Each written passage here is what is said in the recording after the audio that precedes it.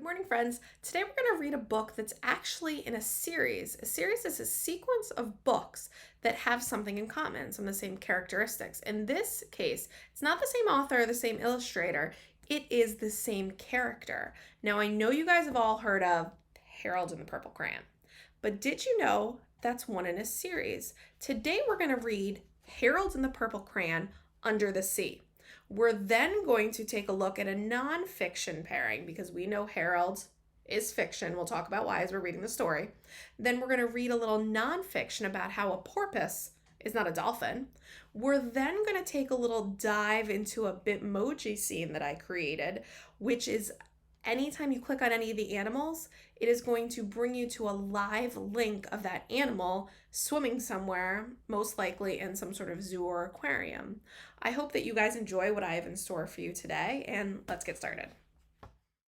Harold and the Purple Crayon, Under the Sea. Harold and the Purple Crayon, Under the Sea, text by Liza Baker, illustrations by Kevin Morawski. It was a hot night, and Harold couldn't sleep. Harold wondered, what could he do to cool down? He thought about it for some time. Harold grew warmer and warmer. Then he had an idea. I know, thought Harold. I'll go for a swim. Harold picked up his purple crayon and set off on an adventure. Harold walked and walked, searching for just the right spot. The sun beat down on him. The ground was cracked and dry. Look at when he left, the moon was out. And now he's walking, and now the sun is out. I wonder where he's going to go. Soon Harold found the perfect place. He used his crayon to draw a puddle. Just then Lilac bounded up from behind. She landed in the center of the puddle and splashed Harold with mud. Lilac wagged her tail playfully. I don't know about you, but I'm not a huge fan of getting mud all over me, although I know my kids love jumping up and down in mud and in water. Looks like Lilac agrees. I don't know about Harold, though. Now Harold was hot and dirty, so he drew a bigger pool of water. That way he could clean off too. Harold liked his new bigger pool, but it was too calm, so he drew some waves. Big ocean waves. Now this is my kind of ponds, more like the ocean. I love the waves. I would definitely want to jump in here. What do you think? Now he could swim. Harold did the crawl and Lilac did the doggy paddle. Harold began to wonder what was in the water, so he drew a submarine. Harold steered the submarine downward, passing fish of every shape and size. They saw catfish, Lilac barked. Then they saw dogfish, Lilac wagged her tail. Look I like the dogfish, I like the catfish. Look there's an octopus, there's 3 green fish, there's some red fish, I like the clownfish. Is that mice fish? I've never seen mice swimming in the water. I'm not sure about that. A sawfish swam toward them. Using its long, jagged nose, the sawfish sawed a hole in the side of the submarine. Thinking quickly, Harold drew scuba gear for himself and Lilac. Super smart. I would not want to be stuck near that sawfish. When they reached the ocean floor, Harold drew an underwater cave. Just as he was about to swim inside, he realized it wasn't a cave. Uh-oh. It was the open mouth of a big-toothed fish. Harold drew a sturdy cage around it and swam off. Look at Harold's being pretty brave, but look at Lilac. She's just hanging out by that big-toothed fish. I would be freaking out. He drew a seahorse taxi. Harold and Lilac climbed onto its back. They sped off, leaving the scary fish far behind. The seahorse taxi stopped at an old sunken pirate ship. Harold swam from room to room searching for treasure. Both of these things super cool. Being able to swim on a seahorse and looking for sunken treasure. I hope they find something. What do you think? Harold discovered an enormous chest. It was locked, so Harold drew a key. That was just the right size. He opened the chest. The chest was filled with treasures. Shiny jewels, silver coins, and even a solid gold dog bone. Harold gave the bone to Lilac. Harold realized he was tired. Luckily, a few dolphins were playing nearby. They offered him a ride to the surface. Harold and Lilac held on tight. Which is cooler, you think? To be swimming on a seahorse or swimming on top of a dolphin? This is amazing. I know some first grade girls that would love to be able to swim on top of that dolphin.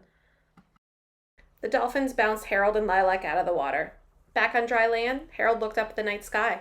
The moon was shining above them. Harold was sleepy. He realized it was time to go home, so he drew his bedroom window around the moon. Harold climbed into bed, cool at last.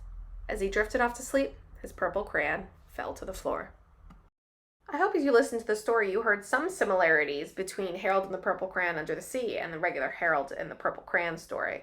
And you can also see there's also more in this series. Harold and the Purple Crayon, Animals, Animals, Animals. Harold and the Purple Crayon, Harold Finds a Friend. Harold and the Purple Crayon, Race Car. If you like Harold, don't miss these other adventures. All right, Harold and the Purple Crayon Under the Sea, what do you think? Fiction or nonfiction? You guessed fiction. You're absolutely right. Harold and the Purple Crayon Under the Sea? Obviously, it's fiction, right? It's fake. It's not real. We can't really have a crayon that we can draw things and things come to life. That would be awesome. Super cool, but not real. Fake. Fiction. Now, to do a little nonfiction tie-in, we're going to look at this story.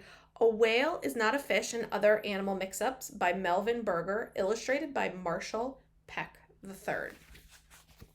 We're going to look at the section entitled, A Porpoise is Not a Dolphin.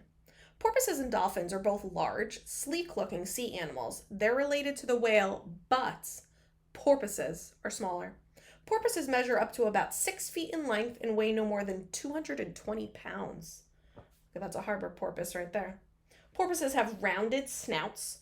The porpoise snout is blunt and round. Dolphins are larger.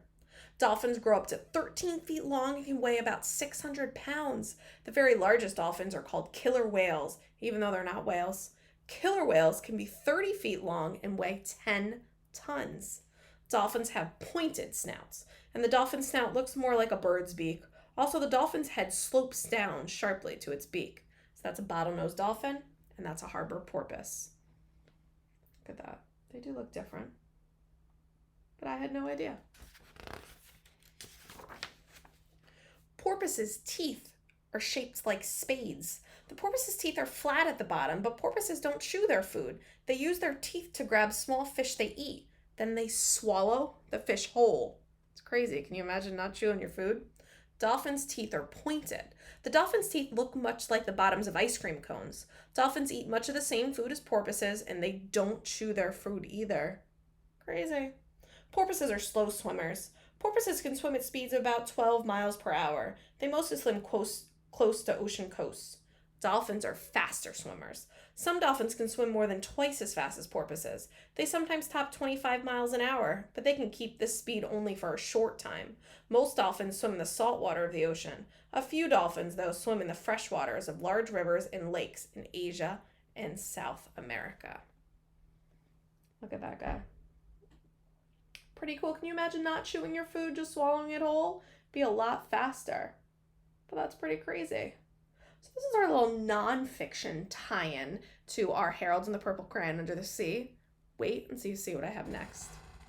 Welcome to my Bitmoji ocean scene.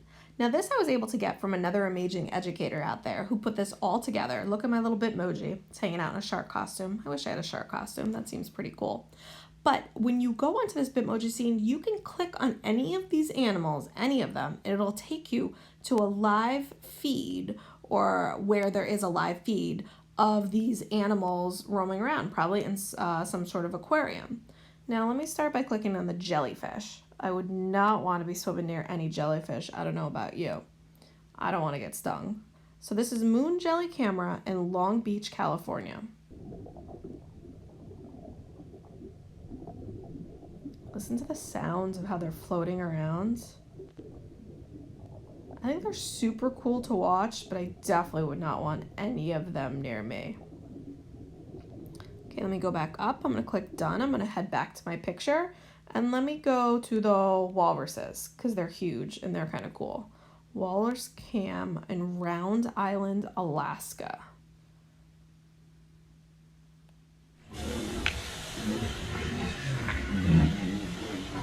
Some of their sounds. They're so loud, almost grunting. Those tusks coming out of their mouths.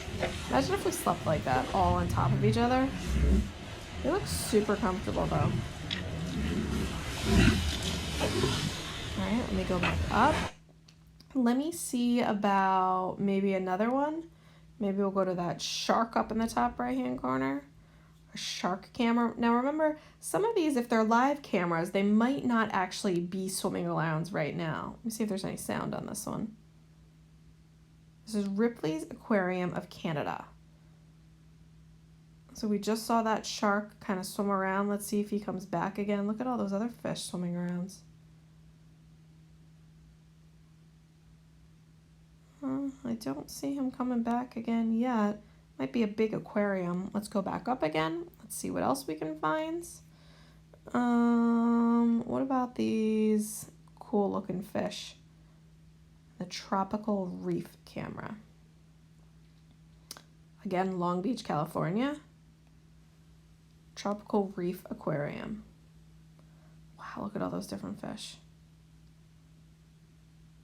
That is so cool. It's so cool how the internet can bring all of this right at our fingertips rather than having to travel anywhere. Go back up, maybe try one more. Let me see. Maybe these stingrays over there. Gulf World Marine Park. Oh, look at, you can swim with the stingrays. I guess they don't have their camera up right now. Hopefully they'll get their camera back again. I don't see their camera up again right now. We'll click one more. We'll go over to those sea turtles. Oh, nobody's in that turtle rehab. Again, you just have to try. Maybe at the time of day that you try, they might be out again. But I'm going to put this up on my website for anybody that would like to play around with this and click on any of the fish and see what animals you can see roaming around. Again, I'll leave it up on my website, and feel free to click away and see what you can find. Make sure to email me and tell me what you discovered. I hope you enjoyed it. Like always, you can email me with any questions or just to say hi at deliae@norwalkps.org. I miss you all. Stay healthy, and don't forget to head on over to Miss Antoon's video where she is going to show you how to draw an under the sea picture. Have fun.